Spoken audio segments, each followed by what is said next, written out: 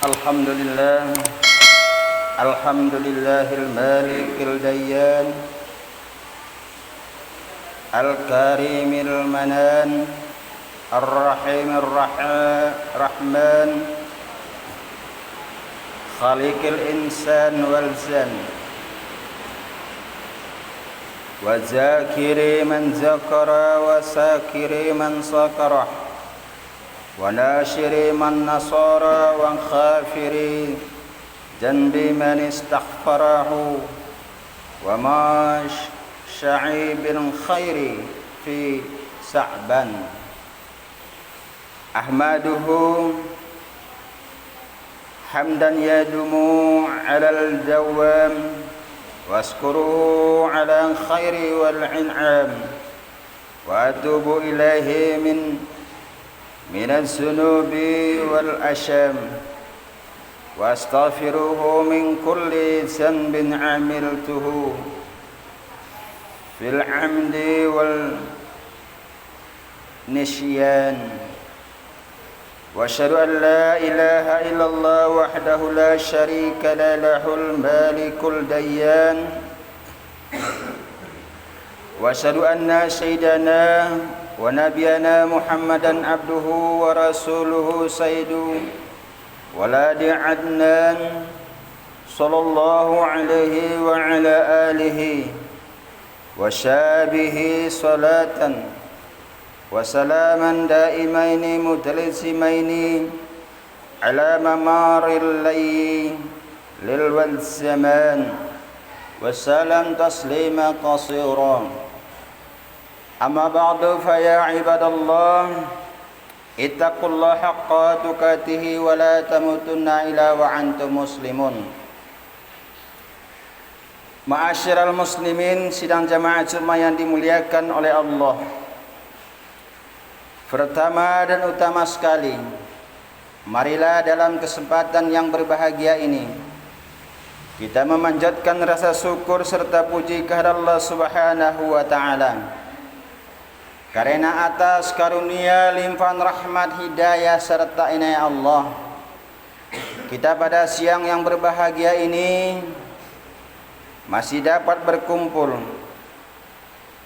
dengan saudara-saudara kita seiman dan seagama di dalam masjid yang kita cintai ini, dalam rangka memenuhi panggilan Allah, yakni mendirikan salat Jumat secara berjamaah dan sekaligus mendengarkan khutbah Jumat. Salawat beriring salam, tidak lupa kita menyampaikan pangkuan rohaniah junjungan kita, yakni Nabi besar Muhammad sallallahu alaihi wasallam, yang mana telah berusaha payah menuntun umat manusia dari alam jahiliyah ke alam Islamiyah. Selawat berangkai salam kita sampaikan kepada keluarga dan ahli sahabat beliau. Dan selawat salam juga kita sampaikan kepada para ulama-ulama mutaqaddimin dan ulama mutahirin yang muktabar keduanya. Kaum muslimin sidang jamaah Jumat yang dimuliakan oleh Allah, seyogianya dengan melalui mimbar khutbah ini, kami selaku khatib dalam kesempatan yang berbahagia ini juga mengajak dan mengingatkan kembali kepada seluruh jemaah sekalian dan khususnya kepada diri saya pribadi untuk selalu senantiasa meningkatkan takwa kepada Allah Subhanahu wa taala, yakni dalam arti takwa yang sebenar-benar takwa, mengerjakan semua perintah Allah dan meninggalkan semua larangan-larangan Allah. Kita tentu menyadari bahwa hakikat hidup kita di dunia ini hanya semata-mata untuk berbakti kepada Allah Subhanahu wa taala. Di dalam Al-Qur'an surat Az-Zariyat ayat 56 jelas dan terang dan tegas Allah berfirman, "Wa ma khalaqtul jinna wal insa illa liya'budun." Kata Allah di dalam Al-Quran, tidak aku ciptakan jin dan manusia kecuali hanya beribadah atau menyembah kepadaku. Kaum muslimin sidang jamaah Jumat yang dimuliakan oleh Allah, dalam kesempatan ini kami akan coba sampaikan khutbah yang berjudul nilai sedekah dan infak. Ma'asyiral muslimin yang dimuliakan oleh Allah, Islam mengajarkan kepada pemeluknya untuk berbuat kebajikan yang tidak ada putus-putusnya kepada sesama, dalam bentuk pengorbanan harta benda, berderma dan bersedekah kepada siapapun. Islam ditegakkan dan berkembang bukan atas kikir dan menahan harta benda. Oleh karena itu, Islam menasihatkan kepada setiap muslim agar menyambut golongan berderma dan segi-segi kebajikan yang tidak ada putus-putusnya, baik yang dilakukan secara terang-terangan maupun yang tersembunyi. Itulah sendi ajaran Islam yang didasarkan pada pengorbanan membelanjakan sebahagian harta yang dimilikinya untuk berderma dan bersedekah sebagai perwujudan tanda syukur kita kepada Allah Subhanahu wa taala yang telah mengkaruniakan harta kepada kita. Allah Subhanahu wa taala berfirman di dalam Al-Qur'an surat Al-Baqarah ayat 274, allazina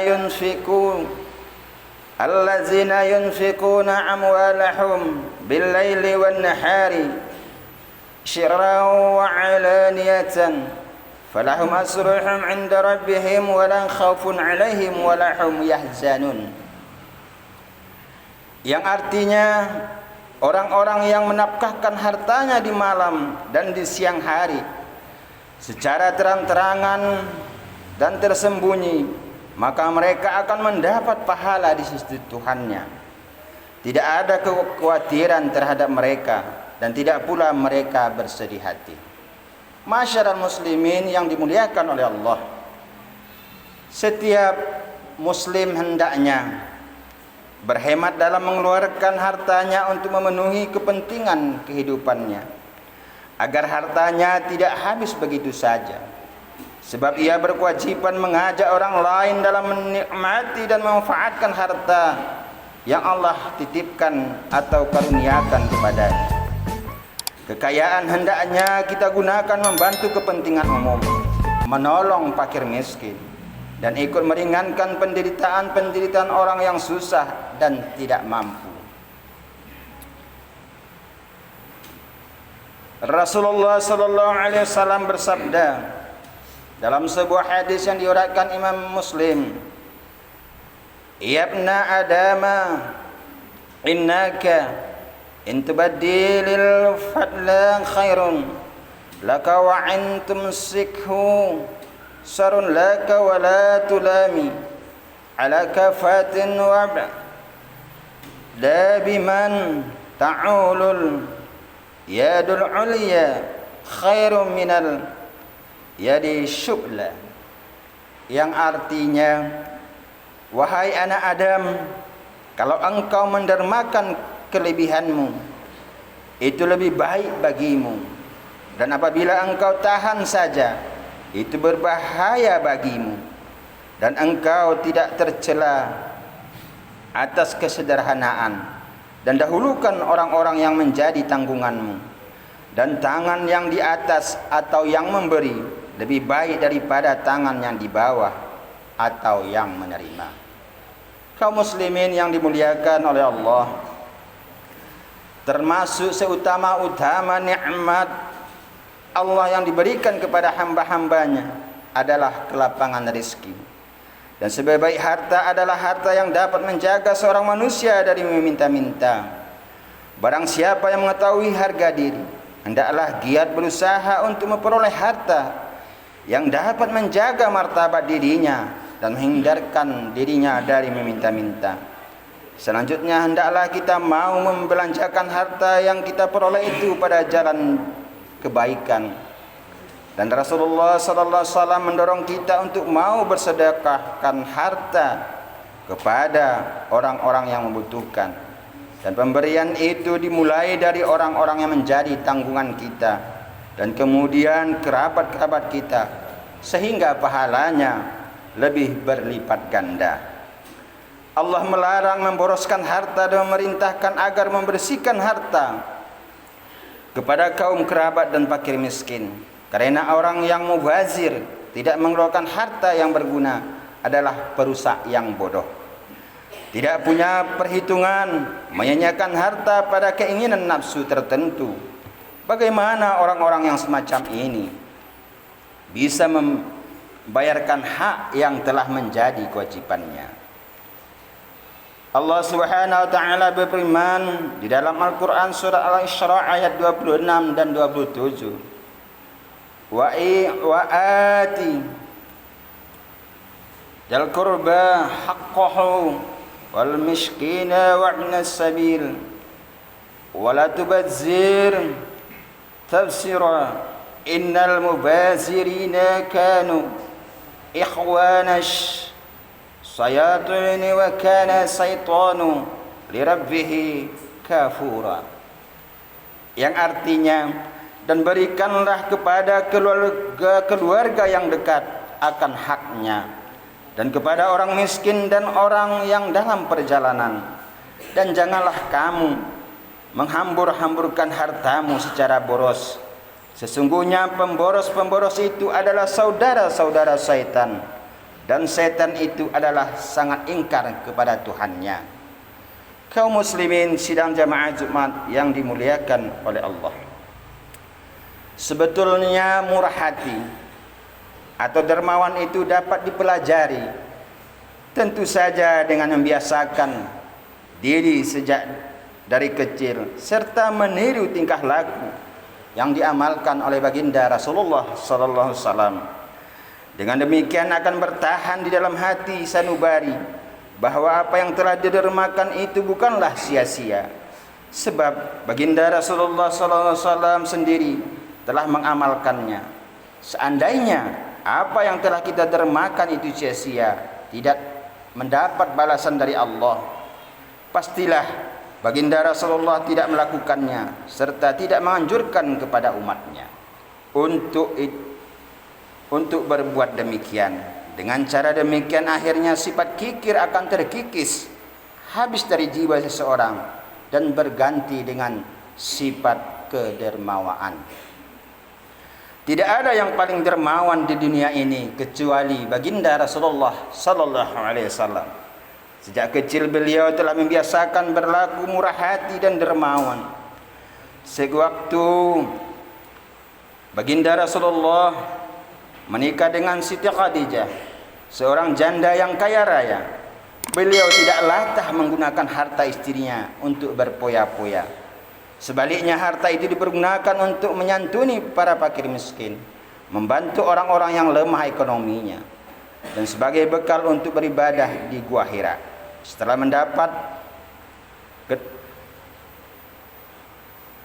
Setelah mendapat kenabian, harta itu beliau gunakan untuk memperjuangkan agama Islam. Dan masih banyak lagi contoh-contoh kedermawaan baginda Rasulullah sallallahu alaihi wasallam yang perlu kita tiru. Lagi pula tiada ruginya orang bermurah hati, karena sesuatu yang kita berikan kepada orang yang membutuhkan disertai dengan keikhlasan, pasti akan diganti oleh Allah Subhanahu wa taala, sebagaimana termaktub di dalam firman Allah di dalam surah Al-Baqarah ayat 272, "Wa ma tunfiqu min khairin fali'anfusikum wa ma tunfiqu ila ibtigha'a wajhillahi wa ma tunfiqu min khairin yuwaffa ilaikum wa antum la tuslamun." Yang artinya, dan apa saja harta yang baik yang kamu nafkahkan di jalan Allah, maka pahalanya itu untuk kamu sendiri. Janganlah kamu membelanjakan sesuatu melainkan karena mencari keridaan Allah, Dan apa saja harta yang baik yang kamu nafkahkan, niscaya kamu akan diberi pahalanya dengan cukup, sedang kamu sedikit pun tidak dirugikan atau dianiaya. Kaum muslimin sidang jamaah Jumat yang dimuliakan oleh Allah, untuk menyempurnakan sifat kedermawaan dan murah hati, maka yang perlu diperhatikan bagi orang-orang yang suka dermawan atau murah hati, yang pertama yaitu golongan fakir miskin, maka membantu atau berderma kepada mereka, Allah akan memberi balasan 10 kali lipat. Dan yang kedua, golongan sanak famili, maka berderma kepada mereka akan Allah berikan pahala 10 kali lipat. Dan yang ketiga, golongan handai tolan atau kawan kerabat, maka berderma kepada mereka Allah akan membalas pahala 10 kali lipat. Dan yang keempat, golongan pelajar yang menuntut ilmu agama, maka berderma membantu kepada mereka, Allah akan membalas pahalanya 7.000 kali lipat. Masyarul muslimin yang dimuliakan oleh Allah, di samping 4 golongan tersebut, maka berderma untuk pembangunan yang menuju keselamatan umat pun merupakan amal yang paling mulia. Di dalam surat Al-Baqarah ayat 254, Allah berfirman, "Ya ayyuhalladzina amanu anfiqu mimma razaqakumullahu min qabli ayyatiya yawmun la bay'an fihi wala khulasun wala safa'atun wal kafiruna humus zalimun." Yang maknanya, wahai orang-orang yang beriman, nafkahkanlah sebagian rizki yang telah kami berikan kepadamu sebelum datang hari di mana tidak ada lagi jual beli, tak ada lagi persahabatan yang akrab, dan tidak ada lagi syafaat, dan orang-orang kafir itulah golongan orang-orang yang zalim. Ma'asyiral muslimin yang dimuliakan oleh Allah, demikianlah khutbah singkat kita pada siang yang berbahagia ini. Mudah-mudahan khutbah ini bisa menjadi motivasi, dorongan semangat untuk meningkatkan rasa kedermawaan, kemurahan hati kita, walaupun sekalipun kita bukan tergolong orang yang kaya, tapi biasakanlah bersedekah walaupun nilainya sedikit, karena pahala itu akan diberikan oleh Allah Subhanahu wa taala, dan itu akan jadi penolong kita di yaumil akhirat kelak. Sekali lagi harapan kami, mudah-mudahan apa yang kami sampaikan ini menjadi ilmu dan bisa kita amalkan, dan khususnya bagi khatib sendiri. Amin amin ya rabbal alamin. Alhamdulillahilladzi arsala bil huda wa dinil haqq liyudini kullihi, asyhadu an la ilaha illallah wahdahu la syarika lah wa asyhadu anna muhammadan abduhu wa rasuluh. Allahumma